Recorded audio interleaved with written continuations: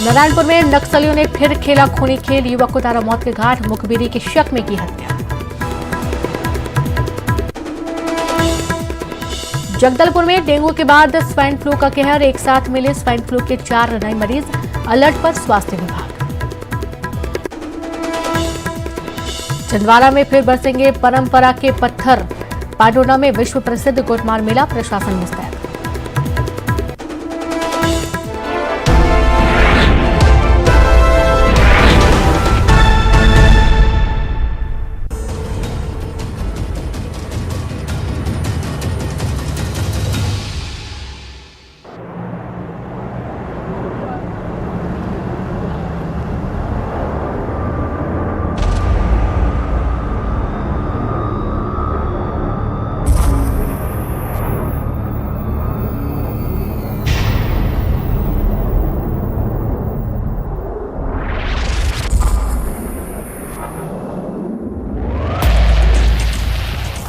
हवा से बातें करता J-20 स्टेल्थ फाइटर।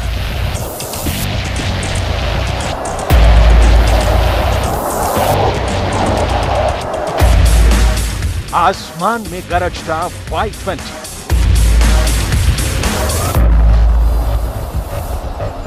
आकाश में दहाड़ता J-16 जेट फाइटर।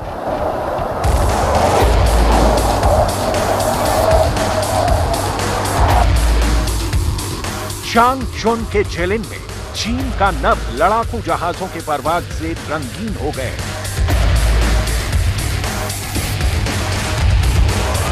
चीन के पीपल्स लिबरेशन आर्मी के जवान मुंह बाए जंगी जहाजों का करतब देख रहे हैं।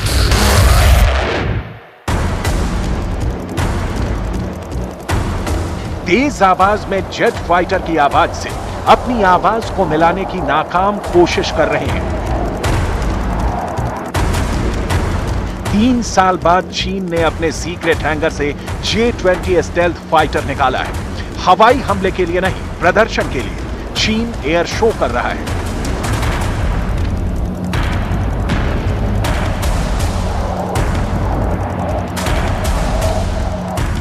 लड़ाकू जहाजों का काफिला हवा में उड़ाकर दुनिया को दिखा रहा है कि वो कितना ताकतवर है। हालांकि किसी भी देश में एयर शो होते रहते हैं, लेकिन चीन के इस एयर शो की जरा टाइमिंग देखिए और तय कीजिए कि शी जिनपिंग आखिर दुनिया से कहना क्या चाहते हैं, अमेरिका और ताइवान को बताना क्या चाहते हैं। चीन के J-20 लड़ाकू विमान को माइटी ड्रैगन के नाम से जाना जाता है। यह लड़ाकू विमान आवाज से दोगुनी तेज रफ्तार से उड़ान भर सकता है। इस विमान में 2 इंजन लगे हुए हैं। चीन का दावा है कि इस लड़ाकू विमान को हर मौसम में उड़ाया जा सकता है। चीन तो यहां तक दावा करता है कि यह लड़ाकू विमान स्टेल्थ तकनीक से लैस है, जिसे कोई भी रेडार नहीं पकड़ सकता है। एयर शो में चीन के बाकी 2 फाइटर जेट जो उड़ाए गए हैं, J-16 जेट फाइटर और Y-20, इन्हें लेकर भी चीन के बड़े बड़े दावे हैं। सच्चाई क्या है, किसी को नहीं मालूम। 强军兴军这10年，歼20、运20列装越来越多，飞弹越来越远，在新时代联盟备战中日益发挥了。 असल में पूरे ताइवान प्रकरण में चीन एक्सपोज हो चुका है।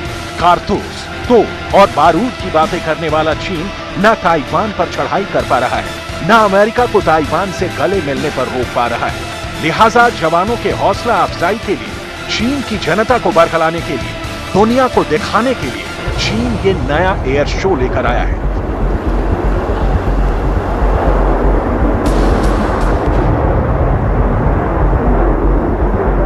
चीन के इस शक्ति प्रदर्शन का नतीजा सिफर ही रहने वाला है। ऐसा हम क्यों कह रहे हैं, उसका आधार है पूरे अगस्त में चीन के कारनामे। इसका सबूत है।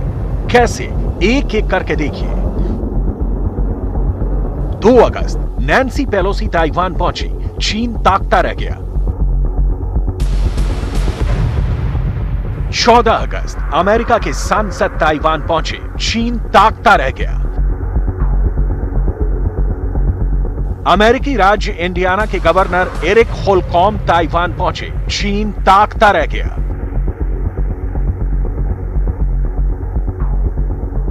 25 अगस्त अमेरिकी सीनेट मार्शा ब्लैकबॉर्न ताइवान पहुंची। चीन फिर ताकता रह गया।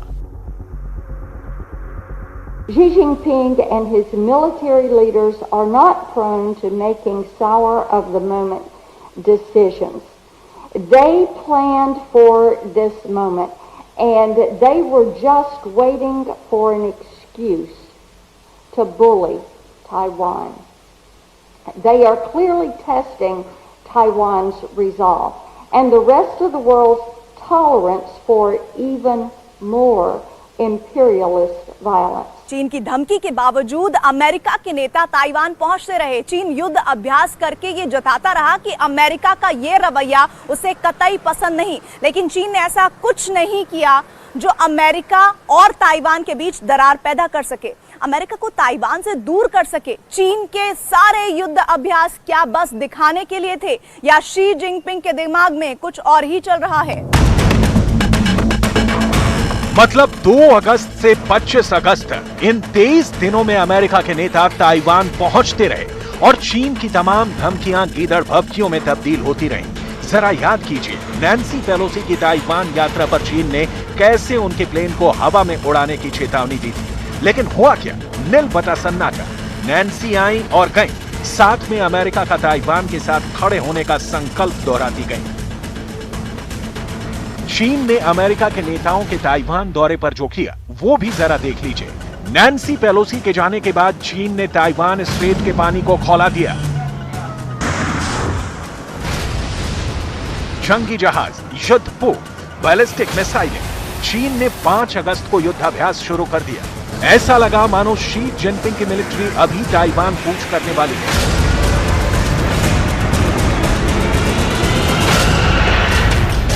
चीन ने इस दौरान 68 एयरक्राफ्ट ताइवान की सीमा के पास समुद्र के चारों तरफ उड़ाए। चीन के लड़ाकू विमान ताइवान के वायु क्षेत्र में भी घुसे, जिनमें 10 युद्धपोतों ने ताइवान स्ट्रेट की मीडियन लाइन को पार कर लिया। 中国就已经不断的跨越了海峡的中线，不只是他们的空军，包括他们的海军都是一样跨过海峡中线。那到目前为止，他们仍然是在这样子做，所以显然中国的这个动机是要打破台海的现状。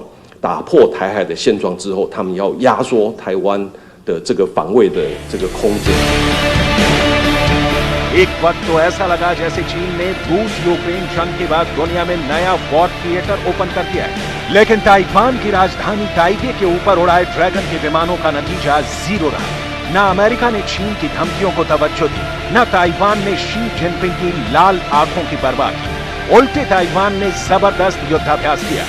F-16 आसमान में उड़ाकर ऐलान कर दिया कि आओ देखिए किस में कितना है दम। ऐसा लग रहा है जैसे चीन बिना गोली वाली बंदूक लेकर घूम रहा है और इसकी जानकारी अमेरिका और ताइवान दोनों को है। लेकिन सवाल है कि आखिर ताइवान पर आग बबूला शी जिनपिंग क्यों सिर्फ बम, बंदूक और गोलों से अब तक डराने का खेल खेलते रहे? ताइवान तो चीन के सामने ना संख्या में मिलिट्री में कहीं टिकता है, फिर भी चीन ताइवान को लेकर अमेरिका की मनमर्जी पर खामोशी क्यों ओढ़ता रहा? ये कौन सी मजबूरी है जिसने शी जिनपिंग को अब तक ताइवान हमले का ऑर्डर देने से रोके रखा है? इसकी पूरी डिटेल आपको दिखाएंगे, लेकिन पहले आप ये देखिए कि जब जब अमेरिका का कोई नेता ताइवान पहुंचा तो चीन ने क्या एक्शन लिया। जब भी कोई अमेरिका का नेता ताइवान पहुंचा, चीन ने ताबड़तोड़ ताइवान के आसपास मिलिट्री ड्रिल किया। चीन के जहाजों ने ताइवान की सीमा में घुसपैठ किया। चीन के युद्धपोत ताइवान स्ट्रेट के पानी को खौलाते हुए नजर आए, लेकिन शी जिनपिंग अमेरिका को रोक नहीं पाए। और तो और अमेरिका के उस संकल्प के सामने चुनौती बनकर खड़े होते भी नहीं दिखे कि अमेरिका ताइवान के साथ हमेशा खड़ा है। ये ओपन सीक्रेट है कि शी जिनपिंग ताइवान के खिलाफ अभी हमला करने की स्थिति में नहीं है और इसकी कई वजहें हैं। नंबर 1, चीन की आर्थिक स्थिति। नंबर 2, ताइवान का चिप उद्योग। नंबर 3, ताइवान के साथ अमेरिका। नंबर 4, यूरोप के देशों का रुख। नंबर 5, जंग में फंसने की आशंका। कहने की गरज यह है कि इन हालातों को जानते हुए शी जिनपिंग ताइवान पर हमला करने की बचकानी हरकत नहीं करेंगे। पुतिन का यूक्रेन पर आक्रमण इसका सबसे बड़ा उदाहरण है। जिस युद्ध को 72 घंटे में समाप्त करने की सोची थी, वो 6 महीने खिंच गया। और यही हाल अगर चीन का ताइवान में हुआ तो चीन और शी जिनपिंग दोनों की लुटिया डूबनी तय है। और शी जिनपिंग जैसे नेता ऐसी गलती कभी नहीं करेंगे।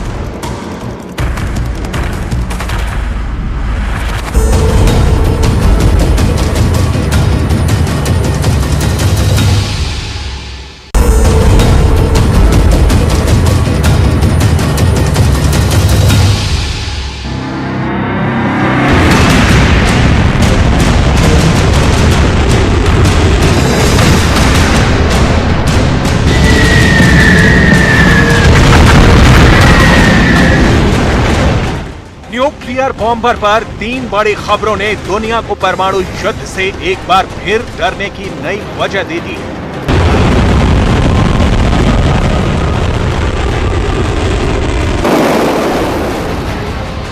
अब इन विशालकाय जहाजों की मनमर्जी चली तो दुनिया में बहुत तबाही होगी, बहुत तबाही।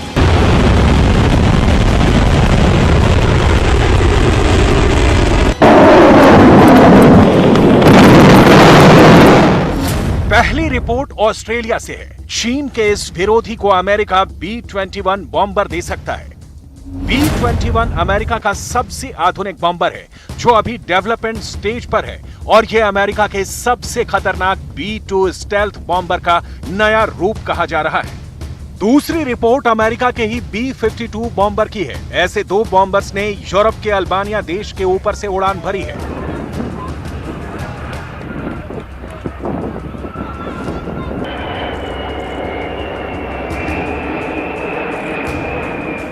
ये सीधा सीधा पुतिन को मैसेज है कि अमेरिका के न्यूक्लियर बॉम्बर अब यूरोप की हिफाजत के साथ रूस पर हमले के लिए भी हमेशा तैयार है।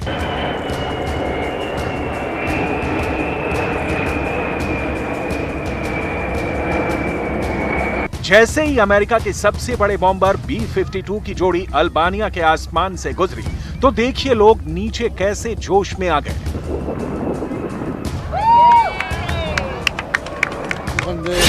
Ambasadore Shtetet Bashkuara të Amerikës, sot është një demonstrim, një mesazh strategjik. Partnerët tanë strategjik janë krah për krah me ne. Është një mesazh në të cilin gjithmonë jemi pranë në stërvitje. Ashtu edhe forcat armatosur janë në proceset e modernizimit në të gjitha drejtimet për rritjen e kapaciteteve operacionale. इसके बाद यही bomber Macedonia के ऊपर से गुजरे और फिर Croatia में भी उड़ते हुए इसी तरह अमेरिका के सबसे खतरनाक न्यूक्लियर बॉम्बर ने पुतिन की फौज को चैलेंज दिया। पूरी रिपोर्ट आगे देखिएगा। न्यूक्लियर बॉम्बर्स को लेकर तीसरी इमरजेंसी चीन और ताइवान के बीच देखिए। चीन के न्यूक्लियर बॉम्बर्स ने रात में उड़ान भरनी शुरू कर दी है। ये चीन के H-6K बॉम्बर्स हैं जो परमाणु हमला करने के लिए हमेशा तैयार रहते हैं। लिहाजा इस बॉम्बर को लेकर अमेरिका की खुफिया नेटवर्क भी बहुत एक्टिव है। लेकिन इस वक्त चीन के लिए सबसे खतरनाक खबर अमेरिका और ऑस्ट्रेलिया की बॉम्बर डील है। इसे लेकर चीन का सरकारी मीडिया यानी ग्लोबल टाइम्स की ये रिपोर्ट देखिए। हेडलाइन में बताया गया है कि ये बॉम्बर कैसे चीन के लिए बड़ा खतरा साबित होंगे और साथ में तस्वीरें देखिए। एक बाज यानी अमेरिका, कंगारू यानी ऑस्ट्रेलिया को बेसबॉल का बैट थमाकर आगे बढ़ने के लिए कह रहा है। B-21 की खासियत क्या है, ये क्यों दुनिया का सबसे खतरनाक बॉम्बर होगा, सब बताएंगे। उससे पहले इसकी कीमत जान लीजिए जो आपको बहुत ज्यादा चौंका देगी।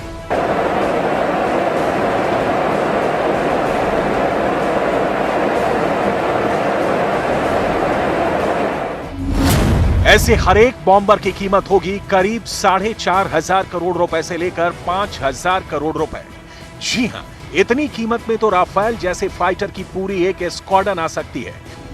रिपोर्ट्स हैं कि अमेरिका करीब 100 B-21 को शामिल करने की योजना बना रहा है, जो अमेरिका के लिहाज से भी बहुत बड़ा और महंगा हथियार बनने जा रहा है। अगर अब भी B-21 बॉम्बर की कीमत को लेकर यकीन नहीं हुआ तो अमेरिकी वायुसेना की वेबसाइट पर देखिए, इसका पूरा ब्यौरा दिया गया है। साफ साफ लिखा है कि B-21 की average unit procurement cost $550 million होगी और ये फिगर भी 2010 के हिसाब से है, जबकि 2019 में ये कीमत $639 मिलियन तक बताई गई। अब इतना महंगा बॉम्बर है तो इसकी खासियत भी जान लीजिए, क्योंकि ये अमेरिका की बॉम्बर फ्लीट को बदल कर रख देगा। ये एक स्टेल्थ बॉम्बर होगा जो दुश्मन के रेडार की पकड़ में नहीं आएगा। ये लंबी दूरी की क्रूज मिसाइल से लैस होगा। ये सैटेलाइट से गाइड किए जाने वाले long range stand of weapon, यानी ऐसा बम जो टारगेट से करीब 100 किलोमीटर पहले लॉन्च किए जा सकते हैं, उससे भी लैस होगा। ये B-61 जैसे परमाणु बम लॉन्च करने वाला अमेरिका का सबसे भरोसेमंद बॉम्बर होगा। इस जहाज की रफ्तार क्या होगी? क्या ये B-2 के बराबर होगी या ये सुपरसोनिक होगा? इसके बारे में अभी कोई जानकारी नहीं दी गई है। इसकी रेंज भी अभी तक सीक्रेट रखी गई है। अभी ये बॉम्बर 2025 के बाद अमेरिका की वायुसेना में शामिल हो सकता है और उसके बाद यह ऑस्ट्रेलिया को भी दिया जाएगा। ऐसी रिपोर्ट्स अभी से मिलने लगी हैं। ज्यादा उत्पादन के जरिए अमेरिका इसकी लागत भी कम करना चाहेगा। अगर ऐसे बॉम्बर से ऑस्ट्रेलिया को लैस किया जाता है तो अमेरिका चीन के खिलाफ किसी भी बड़े हवाई मिशन को दो तरफ से हमला करने की ताकत दे सकता है। ऑस्ट्रेलिया और चीन के बीच इलाकाई वर्चस्व की लड़ाई है और चीन अपने फाइटर और बॉम्बर उड़ाकर लगातार अपना दबदबा बनाने की कोशिश कर रहा है।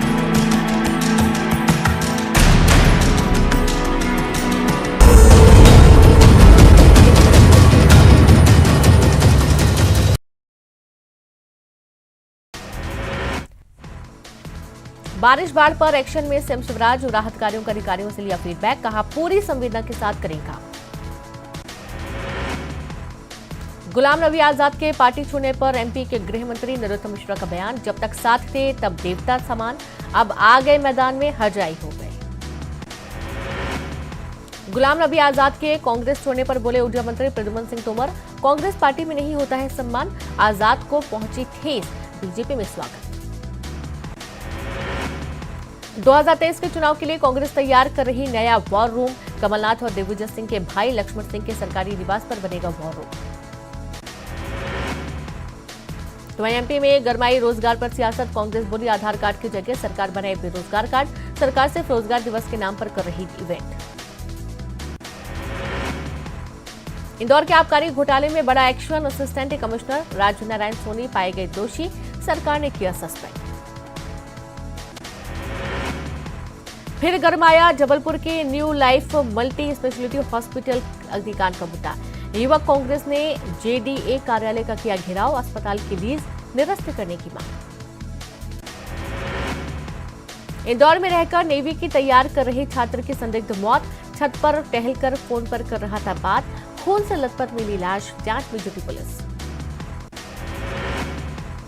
मंदसौर के गरोठ गांव में प्रधान आरक्षक पर तलवार से हमला, प्रधान आरक्षक बुरी तरह घायल, आरोपी गिरफ्तार। भिंड में लोधी समाज की महारैली में उपद्रव मामले में एफआईआर दर्ज, प्रीतम लोधी समेत 15 अज्ञात लोगों पर केस दर्ज, आवागमन बाधित करने, उपद्रव और पथराव का आरोप। खरगोन के बड़वाह में नर्मदा पुल के पिलर में दरार की जांच जारी, कलेक्टर बोले एनएचएआई की तकनीकी रिपोर्ट आने के बाद ही शुरू होगा पुल पर यातायात। उमरिया में डैम में बहे पुलिस आरक्षक प्रीतम बैगा का शव बरामद, 20 अगस्त को करहिया से हुआ था लापता, छोटी महानदी में स्टंटबाजी करते नदी में समा गया था पुलिस का जवान। बैतूल में पति ने पत्नी को बेरहमी से पीटा, पेट पर लात घूंसे मारे, प्राइवेट पार्ट में लकड़ी डालने से बिगड़ी तबीयत, इलाज के दौरान महिला की मौत।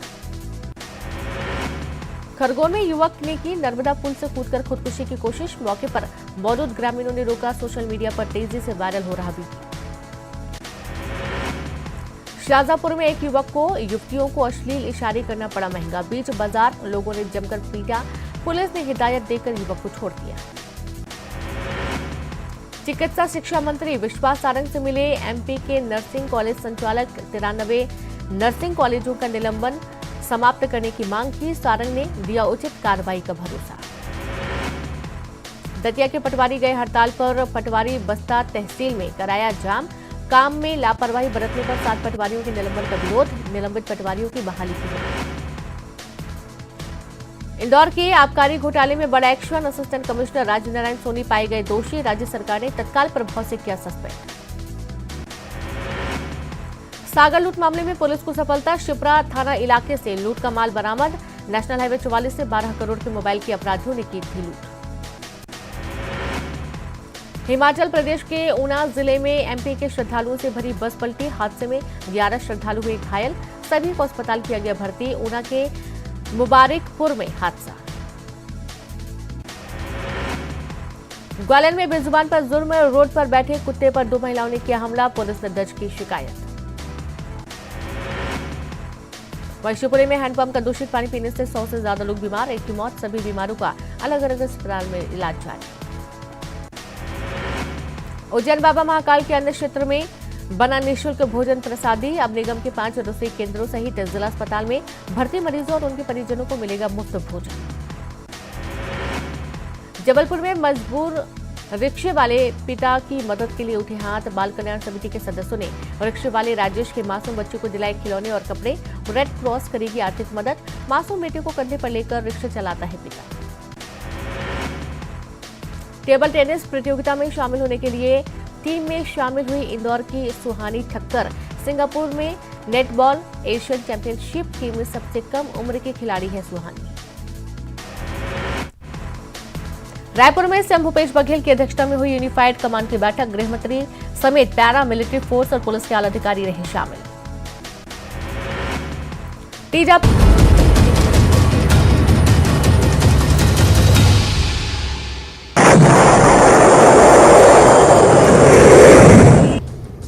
B-52 को देखिए, अमेरिका का सबसे पुराना लेकिन सबसे खतरनाक बॉम्बर। जब ये रनवे पर चलता है तो और ज्यादा विध्वंसक नजर आता है। B-2 को देखिए, अमेरिका का स्टेल्थ यानी रडार की पकड़ में ना आने वाला बॉम्बर। B-1 को देखिए, अमेरिका के सुपरसोनिक बॉम्बर को कुछ घंटे के नोटिस पर दुनिया में कहीं भी मिशन के लिए भेजा जा सकता है। बॉम्बर ऐसे हैं जो पेंटागन के लिए कहीं से भी उड़कर दुनिया के किसी भी ठिकाने पर ऑन डिमांड बमबारी कर सकते हैं। दुनिया ने इनके मिशन अफगानिस्तान में देखे हैं, इराक में देखे हैं, लीबिया और सीरिया में भी इसका इस्तेमाल किया गया है। इसीलिए जाहिर है कि अमेरिका ने भी अब बताना शुरू कर दिया है कि अगर शी जिनपिंग ने ताइवान पर हमला किया तो जंग यूक्रेन से भी बड़ी होगी और विश्व युद्ध का खतरा भी तब और ज्यादा गहरा जाएगा। अमेरिका वो देश है जो ताइवान को सबसे ज्यादा हथियार बेचता है और इस वक्त भी ताइवान को उम्मीद है कि अमेरिका से उसको मिलने वाले डिफेंस एड में लगातार इजाफा होगा। उसे नए हथियार मिलने जारी रहेंगे, लेकिन साथ में ऑस्ट्रेलिया को भी अगर अमेरिका मजबूत बनाता है तो इसका फायदा ताइवान को भी मिलेगा, क्योंकि इसका दबाव तो चीन पर ही पड़ेगा। चीन अगर ताइवान पर हमला कर देता है तो अमेरिका चुप नहीं बैठ सकता। उसे अपनी फोर्स ताइवान को बचाने के लिए भेजनी ही पड़ेगी।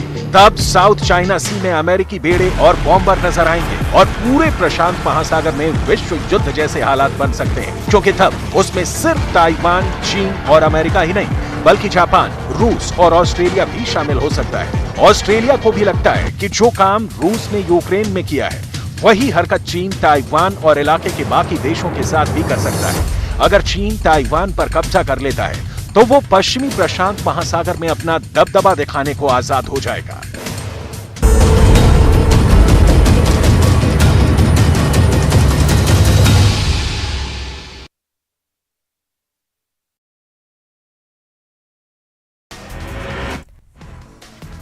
बारिश बाढ़ पर एक्शन में सीएम शिवराज और राहत कार्यों का अधिकारियों से लिया फीडबैक। कहा पूरी संवेदना के साथ करेंगे।